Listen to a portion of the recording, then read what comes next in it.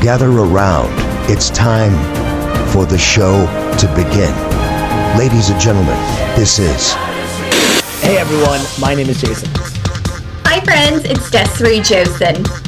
All right, there were so many matches this year that were just too much. So this won't be a shocker because we've had a handful of really awesome matches that we just can't stop talking about. How many times have these guys fought? Like it's been quite a bit. I've been saying this all year. They're just so great to watch. We saw the heel turn coming, and then when it happened, nice and bloody, both dramatic and beautiful.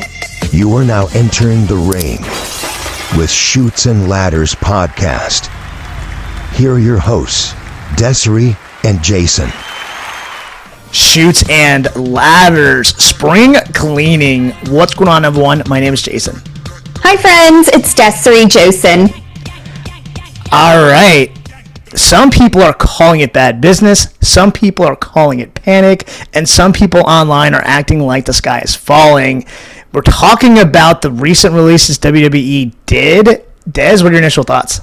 They did a massive cleanup, and it was like back-to-back people within like a 24, 48 hour span. And some of them I could see, some of them I was like, whoa, what are we doing? So it's caused a lot of panic with fans, and I'm sure with the actual talent of WWE and NXT. So yeah, it's a lot to talk about. All right, let's kick things off with a banger. The New Day. A lot of fans did not see this coming. We knew that they were kind of flailing for a little bit, but did it take it that far? Des, what about this? This one I think was the biggest shock, just because these are WWE guys. And, with their success, and even with the loss of Big E, they were doing fairly well. Hell, they were just on, Raw, just a couple of weeks ago. And then a week later, they are removed and listed as alumni. Come to find out, after, a couple of weeks of, getting a little bit more information, it wasn't necessarily that they were released. They were, from what we interpreted based on their social media posts, that they were asked to take a pay cut. And obviously they understand their worth and said, that doesn't align with us and our goals and, with what we've achieved here. So we're just going to bow out. And that is huge. So it took us by a shock. So, a lot of people are trying to figure out, are they going to go to AEW or are they going to go to TNA? What are they going to do? So that was the New Day was the big shock for me. Yeah, put this in perspective. Kofi Kingston headlined WrestleMania and was one of the hottest superstars at the time. It sucks because I think Xavier Woods is actually really talented. I kind of hope that he would have eventually had one of his own title runs. Yeah. Creative, I don't know if they knew what to do with him, but, we kind of criticized the tag team division, so they could have, stuck with that for a little bit. But I guess ultimately, kind of like what you said, they asked him to take a pay cut. They said no because, they've been there for so long, and here we are. Yeah. Weird. All right.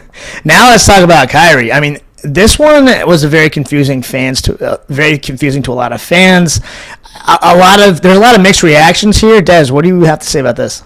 It was also a shock to me as well, knowing that a week or two before the release or whatever this is, I saw her on Raw right after WrestleMania with Asuka. And I'm so glad I got the pictures and videos of her because that was the last time that we saw her. There have been reportings that she was wanting to go home to Japan.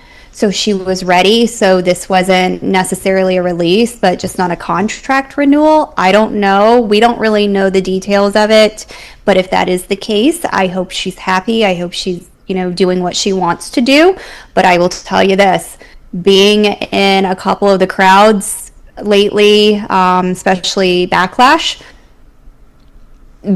Specifically during the Io and Asuka match, everybody was screaming, "We want Kyrie." And a lot of people do. And so I don't know if it was a personal choice or a professional choice or what, but I mean, we didn't want to see her go. We weren't ready for it. So, yeah, I mean, again, it's one of those things. The women's division is really hot, so and they have a lot of titles now. So I think there is a place for her creatively. Yeah, I think, and it's not like she had this long run where they can kind of give a barometer of whether it worked or didn't.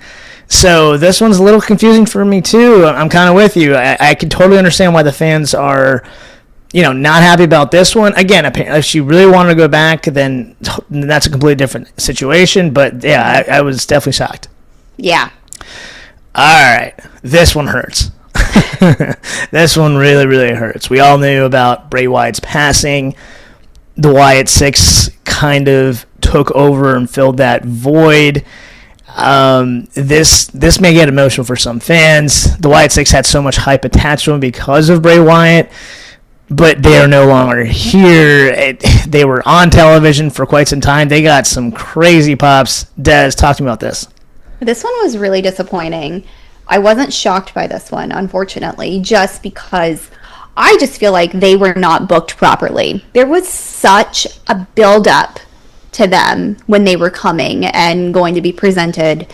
And it was we were so excited. We love this kind of dark stuff. We love Bray Wyatt. I just feel like it just wasn't executed properly. And towards the end, with them just feuding with the Bloodline or the MFTs or whatever, I was really over it. And I was like, these guys are so much better. Hell, they didn't even use Nikki for anything for a year. So it was just, I feel like it was just poorly executed creatively. Like, this could have been something, I feel like all of them had potential. And then one by one, when they were announcing them, I was like, oh gosh, they were actually getting rid of all of them.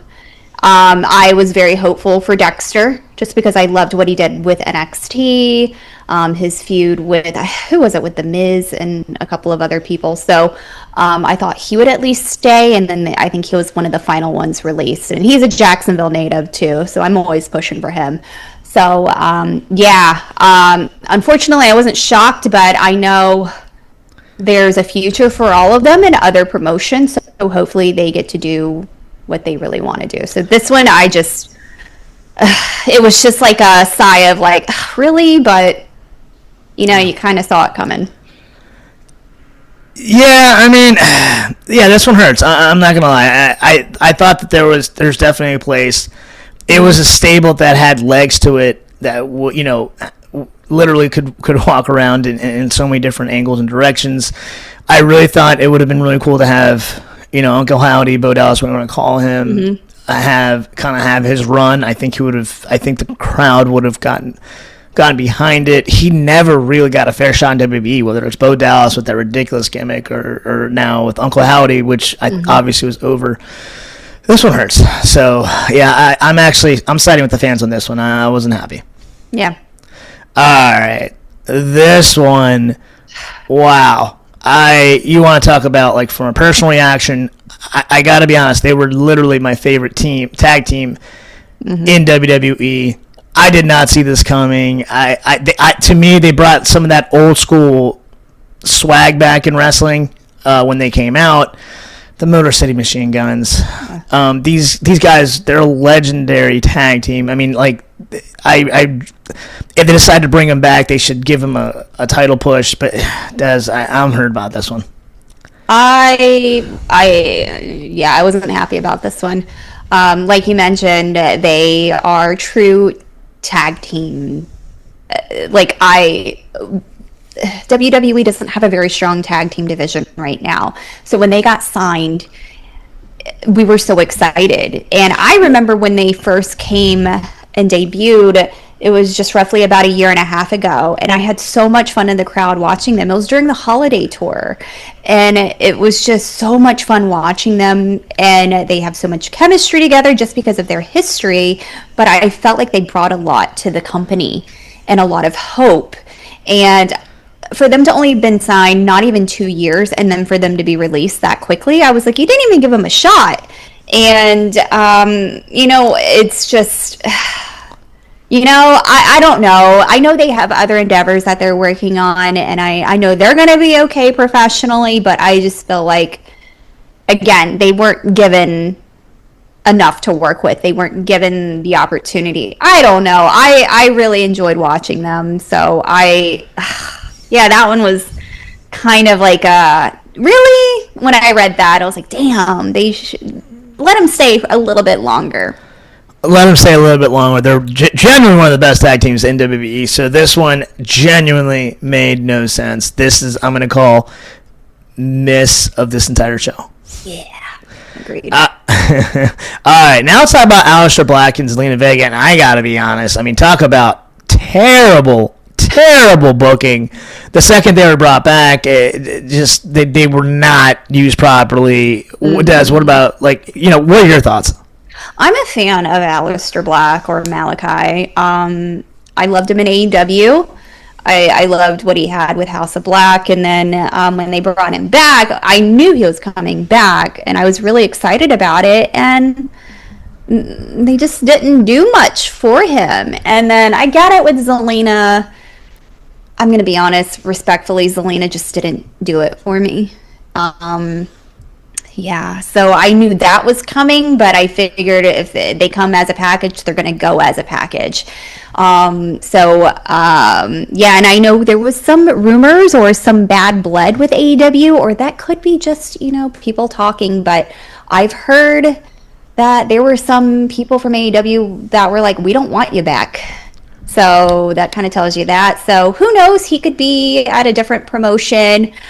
They have a wrestling school that they have in Central Florida, I believe. So, I just feel like it didn't start off strong when he came back. So I wasn't expecting this to go further, unfortunately, even though he's so talented.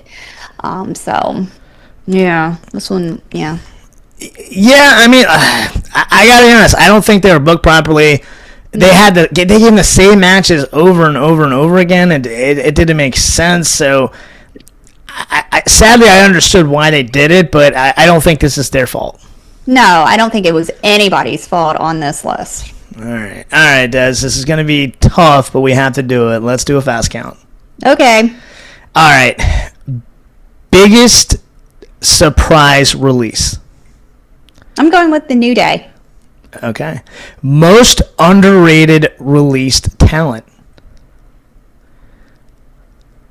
Motor City Machine Guns. Amen. All right. And WWE's current biggest problem. It's creatively, I think they focus on maybe 5 good people, and they just cycle back through those people. They don't want to give other newer people, or someone that they think is mid-card could not potentially be a top mid-card or a main eventer. So I feel like they are so stuck in the mindset of X, Y, and Z brings asses in seats, so we're going to just keep focusing on them rather than trying to figure out what would be a really different storyline or feud that could potentially bring in, more fans, or, could be something different for us. So I feel like that's what it is. Like, they focus on their main top players, and I get it, but I just don't think that it's, I feel like they're quick to bring in people and then push them to the side and say, we don't have anything for you, and then release them. I feel like it's very similar to AEW now. All right. Well, and now let's move on to final thoughts. You kind of said it, but do you want to do that again? Yeah.